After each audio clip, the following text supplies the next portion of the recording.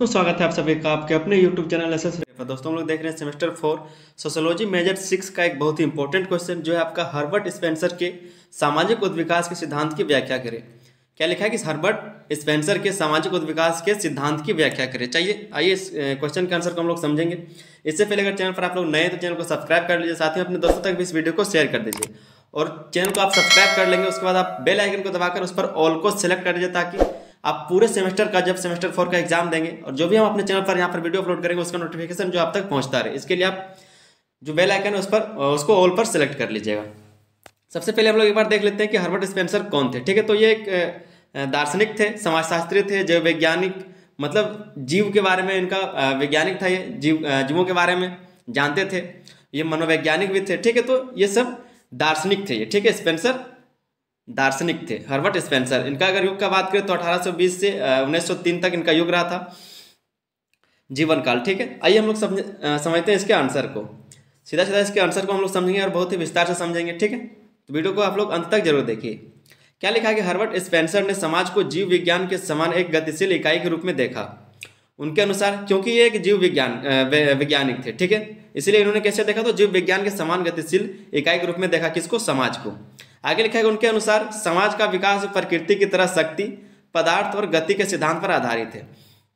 जैसे जीव शक्ति, पदार्थ और गति गति के सिद्धांत पर आधारित है, उसी तरह से समाज को भी बोला गया है कि जीव की तरह यह भी विकास करता है। ठीक है, उसी पर आधारित है। फिर लिखा है कि उन्होंने बताया कि समाज सरल से जटिल और अव्यवस्थित से संगठित रूप में विकसित होता है। क्या बताया जा रहा है कि जो समाज है वो सरल से जटिल, मतलब जो आसान से मुश्किल की तरफ, और अव्यवस्थित से संगठित रूप में विकसित होता है, मतलब बिखरा हुआ से एक संगठित सुव्यवस्थित तरीके से वो विकसित होता है। ठीक है, उसी को हम लोग आज बहुत ही बेहतर तरीके से समझेंगे। क्या लिखा है कि सामाजिक विकास के सिद्धांत का मुख्य आधार, किस आधार पर यह सिद्धांत है उसके बारे में पहले हम लोग समझते हैं, उसके बाद आगे हम लोग देखेंगे। तो क्या लिखा है कि स्पेंसर ने तर्क दिया कि समाज का विकास शक्ति, पदार्थ और गति के प्राकृतिक नियमों पर आधारित है। यह विकास निम्नलिखित प्रक्रियाओं के माध्यम से होता है। ठीक है, ये आप इसका आधार देख लिए। मोटा मोटे तौर पर आप यहाँ पर जो लिखा हो तो उसको आप समझिए, और इसमें हम लोग क्या जानने वाले उसको आप समझिए। ठीक है, हर्बर्ट स्पेंसर जो है एक वैज्ञानिक थे, दार्शनिक थे। इनको जो है ये एक अंग्रेज दार्शनिक थे। ठीक है, समाजशास्त्री भी थे, जीव वैज्ञानिक भी थे और मनोवैज्ञानिक भी थे, तीनों ये थे। लेकिन इनके द्वारा एक सिद्धांत दिया गया था जिनको क्या कहा गया, तो सामाजिक उद्विकास का सिद्धांत कहा गया। समाज कैसे विकसित होता है, समाज कैसे विकास किया, उसके बारे में एक सिद्धांत दिया था इन्होंने, जिसको क्या कहा गया, तो सामाजिक उद्विकास का सिद्धांत कहा गया। और ये जो सिद्धांत था वो 3 चीजों पर आधारित था। पहला था आपका शक्ति, दूसरा है पदार्थ और तीसरा गति। तो तीनों को हम लोग आगे समझेंगे कि किस तरह से इन्हीं 3 आधारों पर समाज जो है गतिशील होता है, समाज जो है गति करता है, कैसे वो अव्यवस्थित से संगठित हो जाता है। ठीक है, कैसे वो सरल से जटिल की ओर बढ़ता है। तो इन सब चीजों को जो बताया गया इस सिद्धांत में, इसी आधार पर बताया गया, शक्ति, पदार्थ और गति के आधार पर ही। चलिए आइए हम लोग समझते हैं उसी चीजों को। सबसे पहला पॉइंट है आपका शक्ति का प्रभाव। तो समाज में परिवर्तन और विकास शक्ति के प्रभाव के कारण होता है। यह शक्ति व्यक्ति, समूह या समाज के अंदर क्रियाशील रहती है और समाज को एक दिशा में आगे बढ़ाती है। ठीक है, शक्ति का प्रभाव कैसे होता है, तो समाज में परिवर्तन और विकास शक्ति के प्रभाव के कारण होता है। समाज में जो भी परिवर्तन होता है या फिर जो विकास होता है वो शक्ति के प्रभाव के कारण ही होता है। यह शक्ति व्यक्ति, समूह या समाज के अंदर क्रियाशील रहती है। और ये जो शक्ति है, चाहे तो किसी व्यक्ति या फिर समाज समूह के अंदर ही क्या होता है, तो चलते रहता है, क्रियाशील रहता है। ठीक है, काम करता है वो, और समाज को एक दिशा में आगे बढ़ाती है, और समाज को जो एक दिशा में लेके आगे चलता है। ठीक है, कोई भी जैसे बिखरा हुआ समाज है, जो समाज के बारे में नहीं जानता, वो धीरे धीरे क्या करता है, तो एक समाज बनाता है, लोग वहां पर रहते हैं और वो धीरे धीरे आगे और बढ़ता जाता है, डेवलप होते जाता है। तो उसमें शक्ति का प्रभाव दिखता है। दूसरा पॉइंट है आपका पदार्थ का संगठन। ठीक है, पदार्थ का संगठन। तो समाज में अलग अलग हिस्से जैसे कि परिवार, धर्म, शिक्षा एक दूसरे से जुड़े रहते हैं। जैसे पदार्थ के अणु आपस में मिलकर एक संगठित इकाई बनाते हैं, वैसे ही समाज के विभिन्न तत्व एक समन्वित संरचना का निर्माण करते हैं। जैसे कि पहले बताया जा रहा है कि पदार्थ के तरह, मतलब पदार्थ जो है किसी बहुत सारे अणु से मिलकर एक पदार्थ बनता है। तो उसी तरह जो समाज है, समाज कैसे बनता है, तो परिवार, धर्म और शिक्षा के आधार पर, मतलब इन्हीं सब चीजों से मिला करके एक समाज का निर्माण होता है। बहुत सारे परिवार मिलकर क्या करते थे, एक समाज बनाते हैं। ठीक है, बहुत सारे परिवार मिलकर एक समाज बनाते हैं, वही बताया जा रहा है कि पदार्थ का संगठन होता है। तीसरा पॉइंट है आपका गति और प्रगति।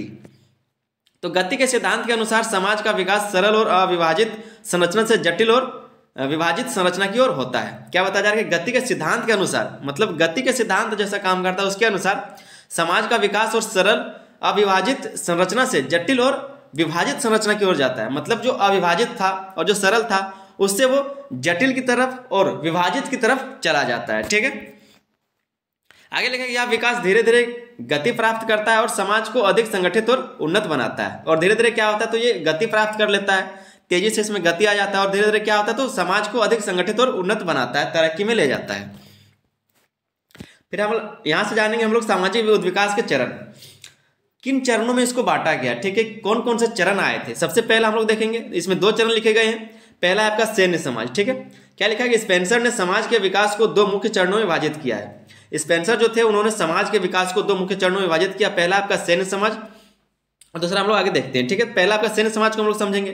क्या लिखा है कि इस चरण में समाज मुख्य रूप से शक्ति और संघर्ष पर आधारित होता है। ये जो चरण था सैन्य समाज, इसमें जो है मुख्य रूप से शक्ति और संघर्ष पर ही आधारित था समाज। ठीक है, समाज जो है वो मुख्य रूप से किस में आधारित था, तो शक्ति और संघर्ष पर।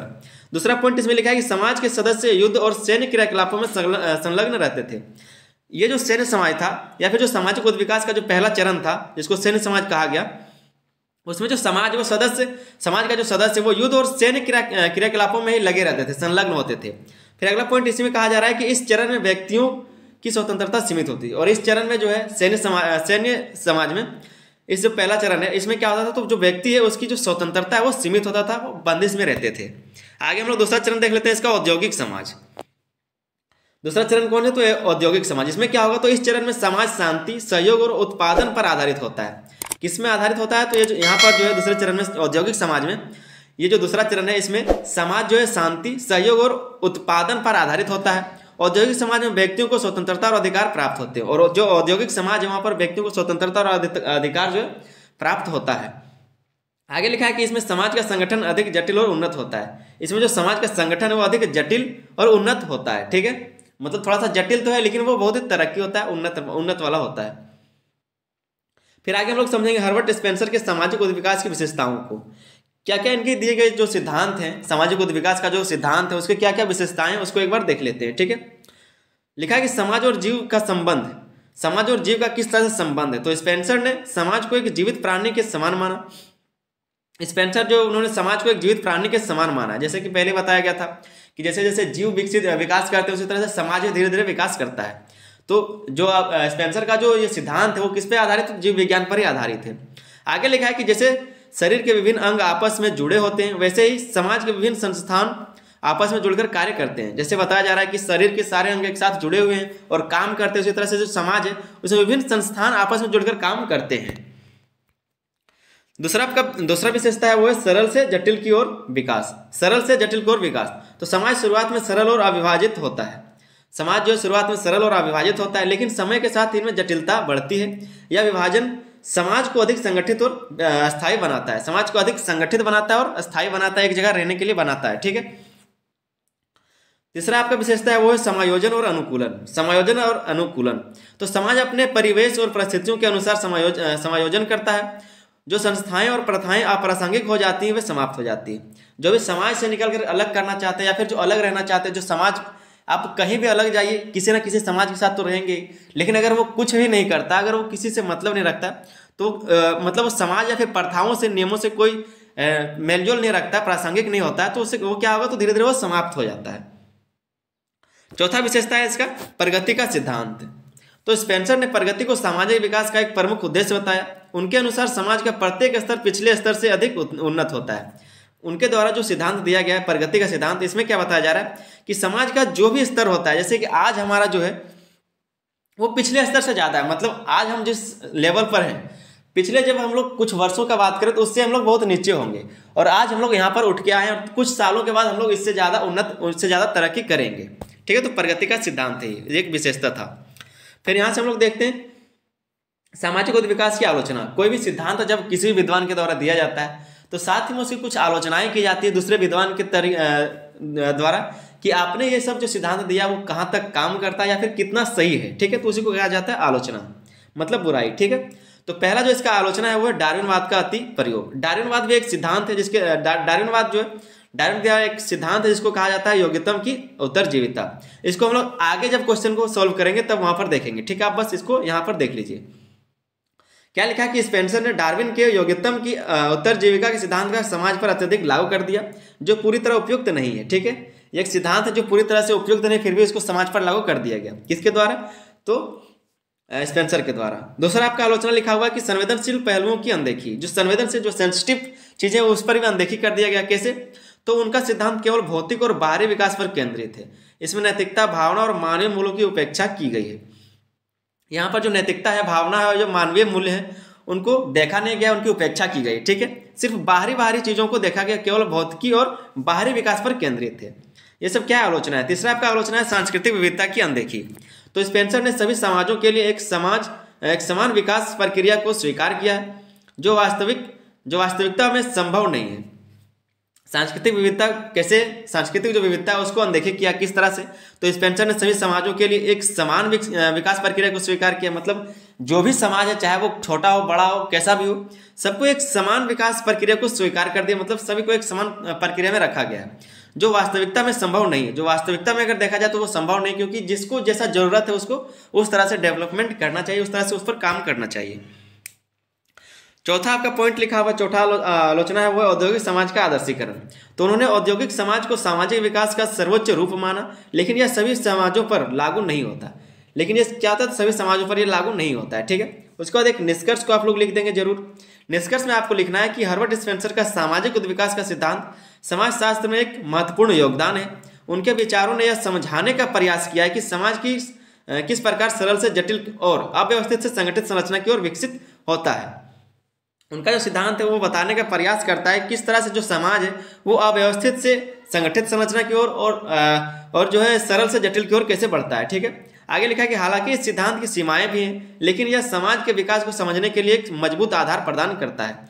ये जो सिद्धांत दिया गया इसकी कुछ सीमाएं भी है, लेकिन फिर भी इसके बाद भी क्या है, तो विकास को समझने के लिए एक मजबूत आधार प्रदान ये करता है ये सिद्धांत। उम्मीद करते हैं बहुत अच्छे से आपको समझ में आ गया होगा।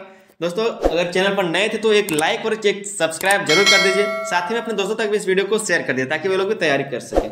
चलिए मिलते हैं वीडियो, तब तक के लिए धन्यवाद। जय हिंद।